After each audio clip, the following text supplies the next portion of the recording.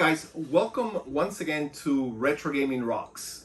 Today I want to talk to you guys about how I used to game in the 80s and why I skipped the Nintendo Entertainment System all the way to the Nintendo Wii. Let's check it out.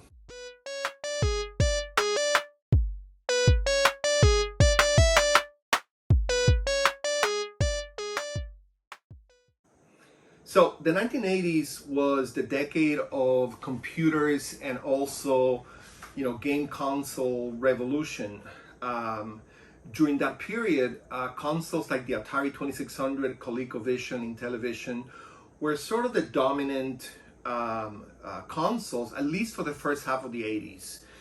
Around 1980, the VIC-20 came out in the market, and the VIC-20 was the predecessor of the Commodore 64, as you know, and that was a big hit. But later on, the Commodore 64 came out in 82, and that really made a big difference. The C64 was a significant update to the VIC-20. I mean, 64 kilobytes of RAM at that time was significant for a home computer. I got my Atari 2600 around 1983, more or less. And I played on it until around 85, consistently. But I also played on the Coleco and the Intellivision that my friends had.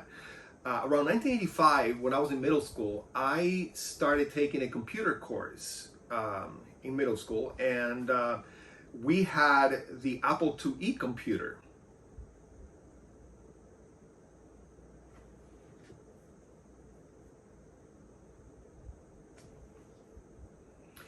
As everybody knows, during that time, gaming security wasn't, so advanced. And so a lot of my friends in the computer class had, a lot of floppy disks with games and things like that.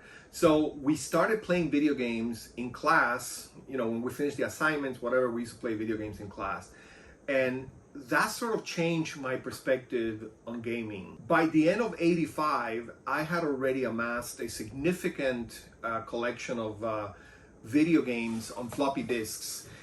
And so towards that time, I was able to get a hold of an Atari 800 XL computer from a friend who got a newer computer, and I got also a disk drive. And so I started getting, games from other friends who had the same computer, and I had a huge collection of games. In 85 also, the Nintendo Entertainment System was released, and that was a big hit. But I faced a significant dilemma. I had a lot of video games, not only from the Atari 800 XL, but also from computers like, the Apple IIe, also from Commodore 64, which I would play at my friend's house. And so the dilemma I faced was give up the computer and all the games and get a Nintendo Entertainment System and start buying, cartridges from zero. At that time, cartridges could be priced as high as $60. And, that dilemma of getting rid of all my computer games and my computer to get a new console just didn't sit right with me. So I never asked my parents for an NES, and I kept on gaming on my computer and then other computers. So throughout the 80s, towards my high school years and things like that, I played on the Amiga. I also played on Tandy computers that we had in my high school. So I had a bunch of DOS games.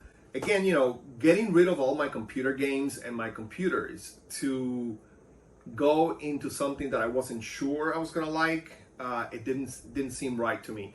So I never got a Nintendo Entertainment System. I never got a Super Nintendo. And, I graduated from high school and then went in the military. So my gaming was paused for a few years. Once I left the military and came back home, I went to college. So, for quite a long time, I didn't really play, video games on any consoles. I played on PCs once in a while, during the early 90s. So it wasn't until the Nintendo Wii that I actually got back into console gaming. And then, I wasn't a hardcore gamer at that point, just because, university and a lot of things in life, I didn't have the time at that point. About a decade ago, I began to get back into retro gaming. I bought computers like the Commodore 64. I bought um, disk drives, a lot of games on cartridges, on floppies, all kinds of different formats. And so I started retro gaming a lot in those days. And so as the years went by, I got more into gaming. Then, when the pandemic hit, I had been given a Nintendo GameCube and a PS2 by my sister. They used to be my nephew's video game consoles.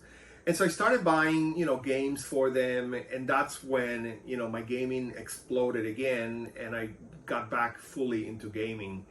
Not only was I gaming on my vintage computers, but I was also gaming on systems that were more modern than the Commodore 64, my 128, the MSX, my Tandy computer. So I was now gaming more on the GameCube and PS2. I started buying, games. There was nothing else to do. I also bought a Dreamcast, and then I started getting more into console gaming. So I've amassed a nice collection of games, but I am still a retro gamer at heart. So as much as I play newer consoles, I still love retro games. So that's my story. If you're watching the video, consider clicking the subscribe button, the like button, and the notification bell so you can stay up to date on videos that I upload. Again, I thank you ahead of time for watching my video, for your support, and again for giving me an opportunity in the YouTube video gaming community. Thank you so much, and I'll see you next time.